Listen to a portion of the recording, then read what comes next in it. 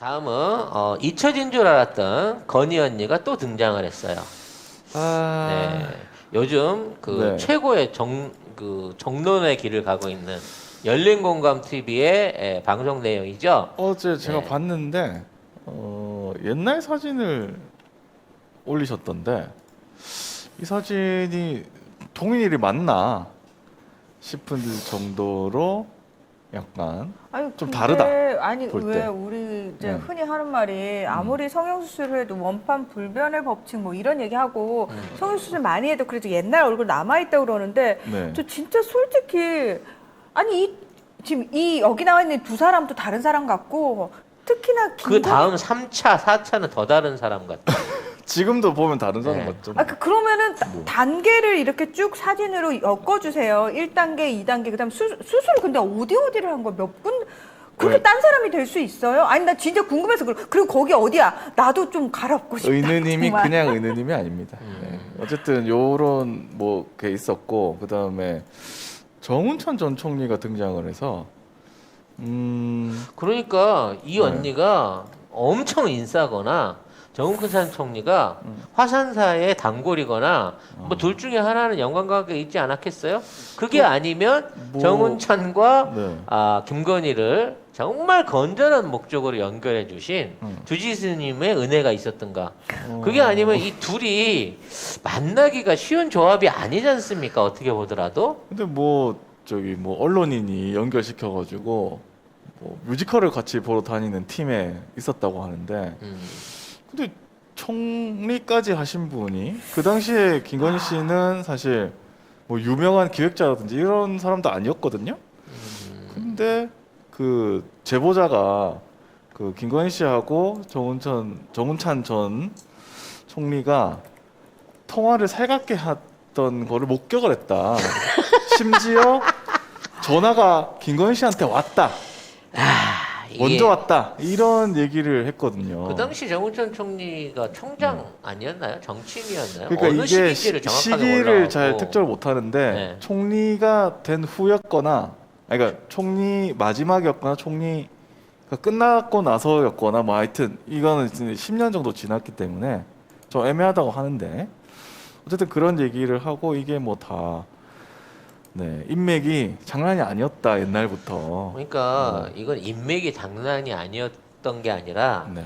진짜 엄청나게 많은 남자들을 목적을 갖고 소개팅을 했다고 봐야 되는 거예요.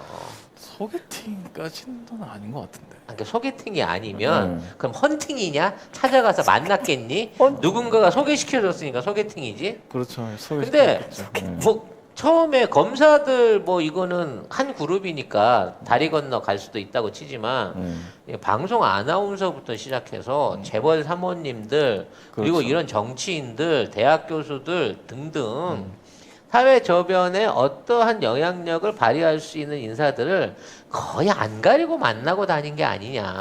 안 가리고 만났는데 그때는 유명한 사람도 아니었다. 누가? 김건희가. 아니 그 상대방이 유명한 사람이었겠지. 그러니까 상대방은 다 유명한 사람인데 그러니까. 김건희만 사실은 뭐 없는 거잖아요. 일단 뭐 흔히 하는 말로 외제차 타고 모피 두르고 명품으로 도배하고 만났겠죠. 네. 일단 대부분 그런 식으로 첫 만남을 하니까 뭐 보니까 대학원 과정에 보면 여기 국무총리실에서 일하던 사람들하고 같이 인맥이 있는 걸로 그 열린공감 TV에 나와요. 그래서 거기에 또 언론인도 같이 있거든요. 그래서 뭐 그 사람이 이렇게 해가지고 소개시켜준 거 아닌가라고 열린공감 TV에서는 의심을 하고 이게 있고. 처음에는 밑에 하부 조직을 만나가지고 걔한테 부탁을 하는 거지. 야, 니네 대빵 누구야? 나 김범수, 나 정운찬 그럼. 야, 너 그 애랑 자리 한번 만들어봐. 이런 식으로 해갖고 다 엮인 거예요. 따져놓고 보면. 그럼 얘는 왜 만나려고 했었겠느냐는 거지. 분명히 이 사람하고 관계를 만들어갖고 자칫했으면 엉뚱해. 관계를 만든 거예요, 여러분. 관계를 가지는 게 아니라 관계를 연결고리를 만들어 갖고 어떤 식으로든 이용하기 위한 로비스트 역할을 했었다는 거지. 근데 난 여기 또 하나의 의문점을 던져보는 거야. 네. 이 사람이 이러한 역할을 하는데 그만한 인맥과 사람들과 이거를 전달하는 과정 중에 스폰서가 없었을까 이런 거지. 예를 들어 일반인이 갑자기 모르는 일반인이 누가 와서 만나잡디다라고 얘기할 때 누군데 그랬을 때 물어보잖아. 그렇죠. 누구 소개로? 아니면 누구 딸이래요? 뭐 누구 소개래요? 아니 뭐 어디 소속이 있대요? 라고 할 수 있는 그러니까. 뭔가 핵심적인 간판 하나는 내보이고 간단 말이야. 그럼 그 간판 역할을 해준 사람이 누구였을 거냐는 거지. 일반인인데 아무런 의심 없이 만나서 같이 뮤지컬 보고 뭐 이거 난 이건 절대 있을 수 없는 일이라고 말도 안 되는 보거든. 얘기죠. 응? 응? 서울대 총장을 했던 사람이고 국무총리까지 했던 사람인데 아무나 만난다고? 그럼 내가 만나자고 하면 만나주나? 안 만나주지. 겨우 이렇게 되면 뭐 23, 줄리바바와 23인의 검사들 이거는 개콩이고 그렇지. 와. 응. 거의 그 이외에 다른 그룹들이 버전이 굉장히 많은 거야. 줄리바바와 대학 교수 40인 뭐 이런 식으로 끝도 없다 진짜. 밑도 끝도 이거는 없이 진짜 엄청난 인맥들을 어디까지 올라간 활용하기 거야? 위해서 했을 가능성이 높다는 거지. 응. 예? 하여튼 참 어제 와. 방송을 좀 보면서 도대체 진짜 어디까지 연결이 돼 있을까? 어디까지 큰 그림에 김건희라는 사람이 있고 거기 윤석열이 있고 누가 이 그림을 그렸을까? 갈수록 나는 윤석열이 초라해져. 줄리가 훨씬 더 훨씬 그러니까 큰 그림이고 실세 같고 몸통 같고 전 위대해 보여. 진짜 줄리가 결혼해 준 거가 맞다. 그렇지. 진짜. 사실 줄리는 훨씬 해야 될 일이 많은데 윤석열을 구하기 위해서 한낱 윤석열 하나를 구하기 위해서 아. 줄리 여사께서 한 몸 바쳐서 구제해 준 거야. 그러니 잘해야지.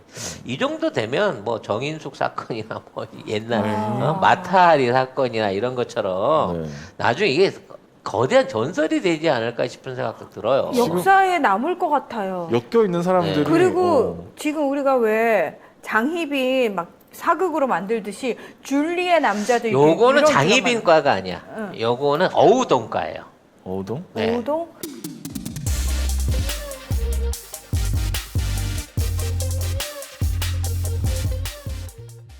성작가 TV몰 일단 들어가시면은 이 선글라스 가격이 나와 있어요. 49,900원에 판매가 되고 있는데 128,000원짜리를 저희가 지금 싸게 팔고 있는 거거든요. 어디 가서 소문나면 안 되는 가격인 거고요.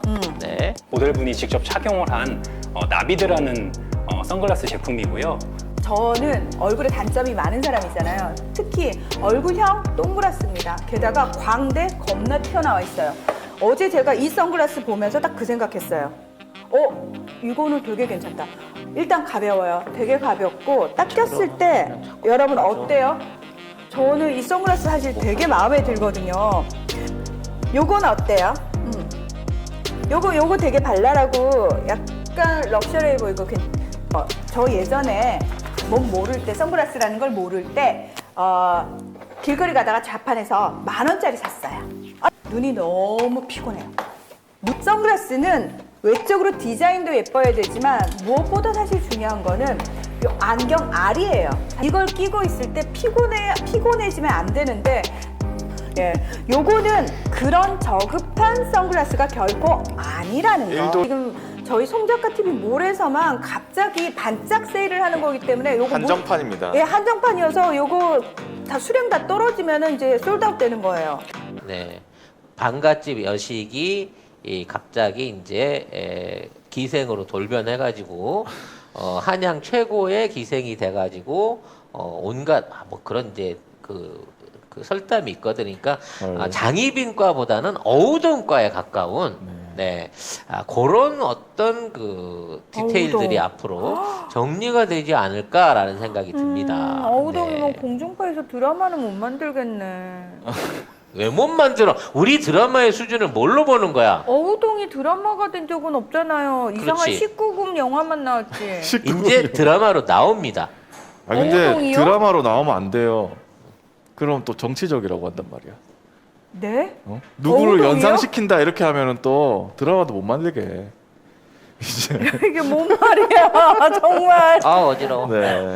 아무튼 혹시 드라마가 만들어지게 된다면 넷플릭스 가자고. 넷플릭스 가자. 대본 작업은 제가 꼭 참여하고 있습니다. 그러네. 된다. 이거 아니, 된다. 넷플릭스로 가면 되네. 아니, 이거 넷플릭스에 이런 이거 된다. 진짜 이거 된다. 야한 것만 목적으로 만든 드라마들이 엄청 인기 있는 드라마들이 많아요. 진짜 밑도 끝도 없이 너무 야한 것만. 그래서 그걸로 왜 사람들이 10선 뭐 이런 거 정리해 놓은 것도 있고 막 그러거든요. 야한 걸로? 야, 대박인데. 그러네요. 넷플릭스에 대본을 써가지고 그 생각을 못 정식적인 작품 의뢰를 좀 해보도록 그럼 하겠습니다. 드라마 명은 줄리로 해주세요. 외국에서도 먹히게 줄리. 그래? 딱 좋잖아. 줄리. 있어 보이잖아. 줄리. 네. 네. 뭔가 많은 비밀이 어쨌든 있어 뭐 보이는 뮤지컬 줄리. 동호회에서 만나서 1년에 몇 번씩 만나서 같이 뮤지컬도 보고 끝나고 나서 맥주도 마시는 그런 관계였다.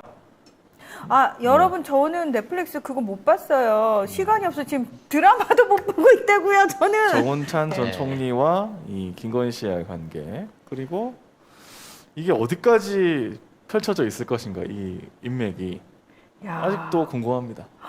근데 부지런했네. 열심히 살았네. 진짜 열심히. 그러니까 바빠갖고 못했다는 얘기가 맞는 말이야?